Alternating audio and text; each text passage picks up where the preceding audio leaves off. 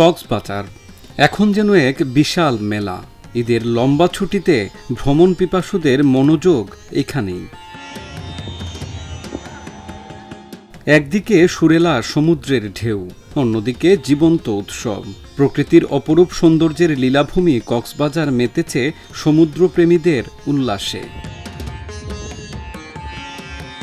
ঈদ মানেই আনন্দ, সেই আনন্দের ঢেউ লেগেছে দীর্ঘতম সৈকতে, যেখানে প্রতিটি মুহূর্ত হয়ে উঠেছে বিশেষ। ছোট বাচ্চারা সৈকতের বালিতে খেলছে আর বড়রা মজা করছে ট্যুরিস্ট স্পটগুলোতে। কক্সবাজারের রাস্তাগুলো আজ যেন আরও প্রাণবন্ত। পর্যটকদের উপস্থিতিতে ফিরে পেয়েছে নতুন চাঞ্চল্য।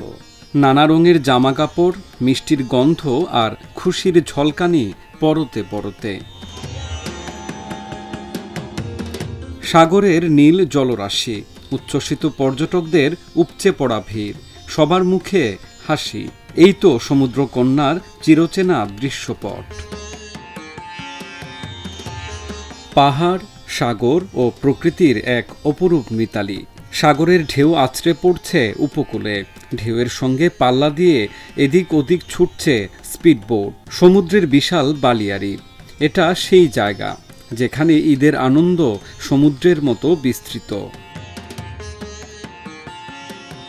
কক্সবাজার, যেখানে ঈদ শুধু উৎসব নয়, যেন এক বিশেষ অভিজ্ঞতার স্মৃতিচিহ্ন।